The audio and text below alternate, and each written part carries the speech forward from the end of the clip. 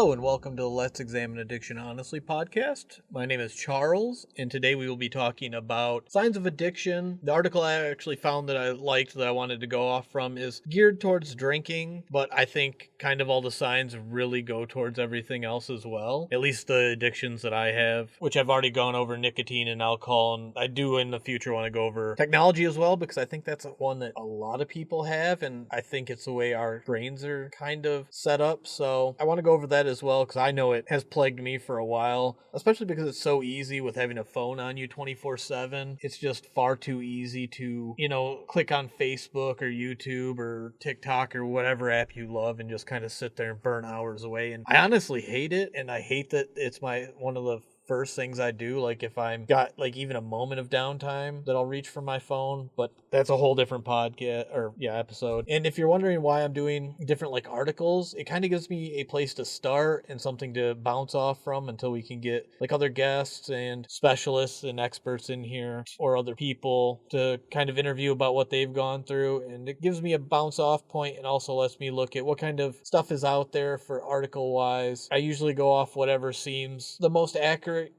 and beneficial for us, and what I think gives me a good starting point. So if you have any suggestions on articles or anything, please let me know. These are just kind of topics I've been going over. This one actually came up because I was listening to Bert Kreischer on The Honeydew, and he was talking about how his daughter at one point told him that he wasn't exactly present when he was drinking and stuff. So that kind of hit home, honestly, especially all the times when I was younger where I'd go out drinking like at night and then try to spend time with my brothers the next day, and just kind of the bogged down feeling and where I wasn't getting as much quality time with them because I was a moron and was drinking when I should have been spending time with them. But as always, please understand that I'm not a trained professional and do not use this podcast as an alternative to proven medical methods such as AA, NA, therapy, rehab, and anything like that. Please go to the experts and professionals first. I'm just kind of here to tell you what I've learned through my stupidity throughout the years. And the article starts off with going over what alcohol use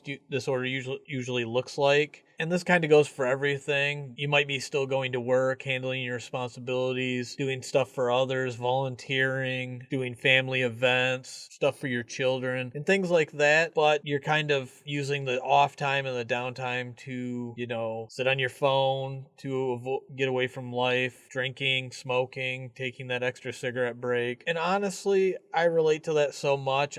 When I was working in law enforcement, when I worked corrections, I used to, essentially, we'd go to the bar after work because we worked second shift, so we were off at 10 if we didn't work a double. We'd all go to the nearby Applebee's, we'd drink. I'd go home, shower, get around, go to a local pizza place that was open till 2 a.m. and had pizzas and stuff like that. So it was, honestly, I could have 2 tall ciders and a pizza for $10. So it was almost my nightly ritual when I worked at the prison, just because stress was so high. I was trying to get away from everything in life and just trying to find that outlet. And it just honestly wore me down. So there's no doubt in my mind that alcohol is one of my definite weaknesses. It's why I don't start drinking unless I plan to drink a few, and it's why I've more and more pushed away from drinking. I mean, it doesn't really benefit me at all. And I'll go over a whole bunch of the stuff because it has the signs of a drinking problem that can go along with addiction, and also the effect it takes on family, which is one that I found absolutely important because I have so many regrets tied to my brothers and not spending enough time with them when I was drinking, and I can't do anything about it now. And I've also talk to them about the importance of not taking your drinking too far, especially as they turn 20 and 18, and hoping that they don't go down that same moronic road that I did. For the signs of drinking, the article goes over frequently drinking more than intended.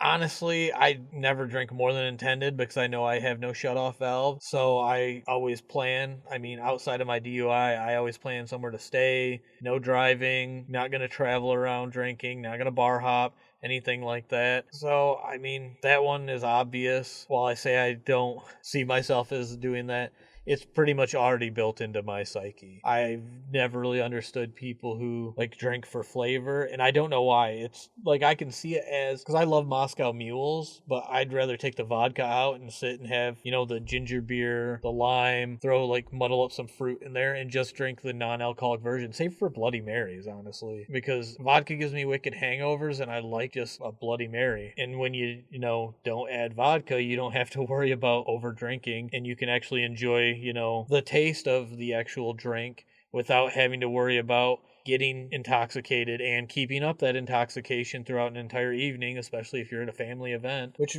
goes into their second one, which is spending lots of time drinking and recovering. I mean, any night I drink, I automatically assume that I'm going to be hungover like all of the next day, which is something I absolutely hate, especially as I've gotten older and I have a whole bunch of health problems from my 2 tours overseas, from the Gulf War syndrome. I have a bunch of different medical things, especially all the muscle pain I'm in constantly. Drinking just amplifies that the next day, and I feel absolutely like garbage, and it never really benefits me, especially if I drink alone. There's no point for it when I could just not drink and then get an adequate amount of sleep, be hydrated for the next day, and not have to deal with all that from my own stupid decisions. So honestly, I've spent far more time drinking and recovering than I'd ever like to, especially years ago when I worked at the prison. I dropped way off after that, but still, even in my early 20s, just being in the military and going out drinking and then going to PT early in the morning, it just absolutely, I'm sure, did not help anything and was a giant waste of time, which leads us into 3, which is using alcohol to cope with, stress, sadness, boredom. Honestly, I've drank for all those reasons. During COVID, I was super stressed out, so I drank. Passing of pets, relatives, kind of things like that. Have a drink kind of to feel the emotion. Then boredom, sitting home on a weekend, not doing anything, having a drink while playing video games. You waste so much time with it, which is one of the worst parts of it. But for number 4, craving alcohol, I don't know if I've ever really craved alcohol. I've more seen it as situational, because I can go be around somebody and not drink and feel just fine. But if I'm going to be there for a long time, going to, a family event, drinking just is that social lubricant, I believe is what they call it. And I wish I've tried finding alternatives, but so far I haven't found one that relaxes me and makes me social the way alcohol has, even though it usually generally makes me stupid too. And on that, the next one, loved ones expressing concerns. I've never really had anybody do that. Unfortunately, I kind of wish some were, especially once I got my DUI, a few friends were like, oh yeah, we saw this coming. It's you could have told me, but at that point in my life, honestly, I don't even know if I would have listened, so it's not really something that would have helped if they brought it up. And I've never really been secretive, which is number 6. I've never really hid my drinking when I was on probation for my DUI. I didn't drink at all. I didn't even feel the urge to. I followed everything, which is probably going to be my next podcast, is about the process of probation after getting a DUI in Michigan. Just kind of going over what I thought of it. There were parts I thought were really helpful, and there were other parts I thought were just absolutely useless. So I'd like to go over that as well. And number 7 is continuing to drink despite it causing problems, at work, home, or with your health. Honestly, yeah, I've continued drinking even after my DUI, which I don't see why. And even though, my muscles will feel extremely painful the next day, especially if I don't drink water. And honestly, I can't tell you a good reason why. I wish I could say, other than being a social lubricant, there's nothing beneficial about drinking. It causes more issues than anything. Makes me a person that I don't like. Makes me miss out on stuff that I really should and want to do. So that's one of the biggest reasons that I just don't want to drink anymore. Every time I do drink and think about it, there's nothing beneficial coming off from it. It's a waste of money. Yeah, it kind of socialed me up a little bit, but I could just put more effort into being social, such as this podcast. I mean, I stream, trying to be more social, so there's no reason that I really need to drink, honestly. In the last few social gatherings, I have barely drank at all, if I even did drink. Number 8 is actually putting yourself or others at risk. If you've listened to the other episodes, you already know this. I got DUI. It's one of my most regrettable moments. I had a place to stay, so there's no reason for it. I'll do an episode on it, honestly. There's nothing that I need to hide. And honestly, getting the DUI probably saved my life because my drinking went way down and caused me to re-examine my life. I no longer get behind the wheel if I even have a sip. If my wife wants to drink, I just let her drink instead. I'd rather she drink because she's responsible. And then it takes that temptation completely away from me because I will not risk anybody else's life ever again because that's absolutely selfish. And I've hated myself for it since 2017, honestly. And when I was doing it was like therapy, it was I think an 8 or 12 session therapy where you had to go to like a group therapy essentially, and he'd go around asking you, why you drank, etc. And I said and was honest about it that I hated myself. I had just had 2 inmates try to escape while I was working at the prison. I had a whole bunch of other stuff going on, like a relationship falling apart, and just felt absolutely useless. And it was the one way to drive myself downhill without, taking that extreme step, and just kind of resulted in a whole lot of unnecessary risk of harming like other people, way more than myself, and just absolutely unnecessary. And number 9 is actually needing more alcohol, which, as I said before, I have no off switch. If I drink and stop, it gives me a headache. So that's why I try to start drinking as late as possible. I drink waters in between. Avoiding drinking altogether is honestly the best one, obviously, for many reasons. And number 10, which is the final one they have on their list, is experiencing withdrawal symptoms such as like shakiness, sweaty, anxiety. I've never dealt with the shakiness. While I've drank pretty heavily in the past, I've never really been able to like polish off a bottle by myself. Usually a few drinks. I've never been sweaty. Anxiety, I'm chock full of anxiety, as we all are in this country, especially with everything that's been happening the last, my entire adult life, honestly. So these are the signs of if you might have a drinking problem. They also go for like everything. If you're using your phone way more than you intend, or you use it to cope, or you crave it, such as I do when I get even a nanosecond of downtime and just out of habit open something up. And you can put it for, smoking. I'm assuming other addictions as well. And you can actually take the audit self-screening tool, which is actually a questionnaire which goes over if you are having a problem with drinking, which we'll go over in another episode as well, just because I found the test to be really honest. But they should really reword the results because it says high score in front of it. And I don't believe anything where you're trying to see if you're an alcoholic should have high score. I'm sorry, I don't know why I find that so funny, but I took it and got like a 17 and it said high score, and I was like, not the best wording for something with addiction. But it really did make me laugh and kind of also gave me a realization of just how much, even with some of my lower numbers and things on there, it is still a problem. Even being 17 is, not terribly high when it comes to 10 questions, and most of them were multiple choice. So that means there's a long ways to go, but also that's something I need to keep in mind as well, that even like this small amount does make me a risk. And I had gone to one of the local therapy places and was trying to get like a therapist. I wanted to get into like a veterans therapy group. And the first thing they wanted to do was get me to completely stop drinking and put me on medication to stop me from drinking, which I'm not above, as I've talked about, stopping drinking, but I just quit smoking for good about 15 months ago. I've cut my drinking way down. I did smoking completely without medication. And when I got my DUI, I was on medication to quit drinking, and I blacked out, got behind the wheel, and will regain consciousness in jail. Now, I'm not using that as an excuse at all. I'm an adult. I had a place to stay. There's no reason I should have gotten behind the wheel, but I'm really not looking to go down that road again. I've never had good luck with anxiety medications, obviously not with the drinking medications. So I know it's risky. I know there's risks to trying to quit drinking on my own, but also I don't want to make the same mistake and risk getting back down that same path because I have so much more to lose now. And that's also one of the things that keeps me from drinking and just shows me that there's more to life, which I didn't intend, but rolls into our next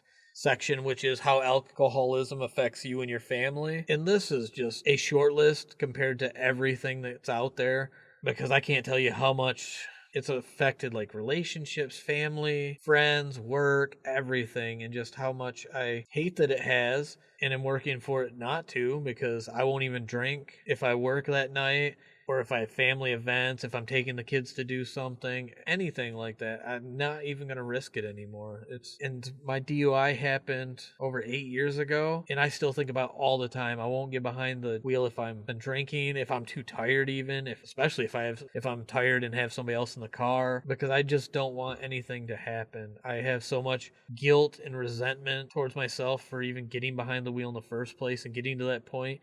And there's so many signs. I should have seen it. And I don't want alcohol to affect like everything I have now. And I apologize. I keep saying like, I hear it and I'm trying to fix it. So please be patient with me. It's one of those things where I'm kind of learning how to do all this. But on the topic of how it affects you and your family, emotional strain is a huge one. I've had so many relationships fail just because of all the emotional strain I put on it, because I bury my emotions, and then with alcohol I tap into those emotions and I don't know how to process them properly. Broken trust. I mean, drinking's usually led to smoking for me. It's one of the things why I'm so cautious now, because I don't want to drink and then have that lead back into smoking and then be right back at square one and then be mad at myself for all that. But it's never really led to increased conflict for me, especially because I'm not really an aggravated drunk. I'm more emotional, friendly, talkative. I mean, I've seen fights and been around them and then absolutely pieced out immediately just because I don't want any part with it. I don't like conflict in my normal life. I really don't want conflict while I've been drinking, because it leads to so many more issues. And like the fourth one on this list is modeling of unhealthy behaviors, especially my brothers. I don't want them to think that drinking's okay because of me. It's a reason they never saw me smoke. I would always hide, like go outside. Smoking is one of the ones where I did hide my addiction, but just because I did not want my brothers to see that and be like, oh, well, that's a good thing to do or a cool thing to do because he's doing it. And so I definitely made sure that always stayed away. I think there was one time I had a drink and was hiding it from him, not very well. But even then, there was even just a couple of years ago, one brother didn't even know that I smoked, which means I at least did a partially well enough job to not let them think it's cool. And the final two are confusion/anxiety and resentment. I've never really dealt with any of those. I've never really put kids in the position to where they think they were like unsafe while I was drinking. I generally try to not make too much of a fool of myself when there's kids around and try not to drink at all, honestly. And then I don't think I've ever had anybody resentful at me for drinking, even though it's been a huge problem for most of like my relationships. I said like again. I'm gonna have to get like I said it again, a zapper or something to zap myself every time I say it. But I've honestly never really experienced the resentment part that I know of. And I do want to go over the 12 steps of AA, especially the making amends one, because I think that one's an important one to look at, mostly because I don't know if making amends for a lot of my transgressions would actually benefit the other person. I think it'd be more for my own mental sake, which is unfair to them to re-bring stuff up that I've done, especially since they've moved on and deserve that peace of mind. And I do not deserve to have my own mind calmed just to help in what I'd feel like would be a scheme to get them to forgive me. I don't deserve their forgiveness. They forgave me many times and I broke it, and I deserve to live with the regret and the knowing that I did that to them. So I do want to go over that and kind of see, because I know there are a lot of different ways that AA helps people. I loved it when I was there, when I did my probation and had to go, I think it was 3 to 5 times a week, somewhere in there. But just when I was off probation, I just said screw it and went back to drinking,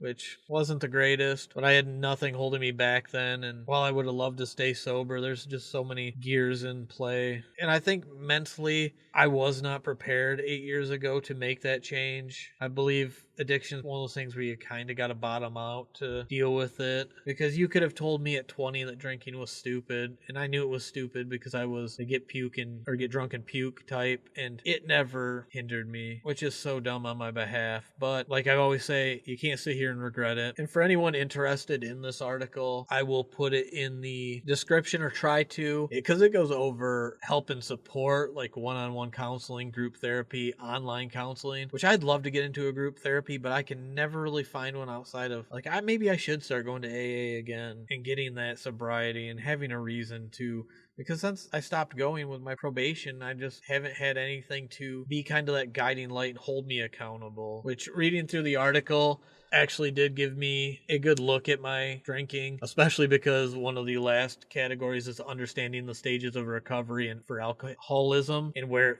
therapy fits, especially because it goes over the 4 main strategies of alcoholism: contemplation, where you start questioning if you have a drinking problem, weighing the pros and cons; preparation, where you start exploring options, setting intentions, and thinking of what support you might need; action, which is taking steps to actually start getting sober, such as reducing drinking, start building healthier habits and routines; and maintenance, which is staying sober and then navigating that sobriety through like life's up and downs. But all of that makes complete sense. I know I've touched on the first 3 in my personal life, and the only thing would be to get into step 4, which is that focusing on sobriety, because I haven't quite hit that yet, which honestly I'd love to. I might start trying, especially with the holidays coming up, just maintaining that sobriety. And then the same section also goes over how you can get therapy involved with that, such as doing it early on, during the change, and in the long term, such as during sobriety to help prevent relapse, which is definitely one of the reasons why I want to get back into therapy, because it's been so beneficial in the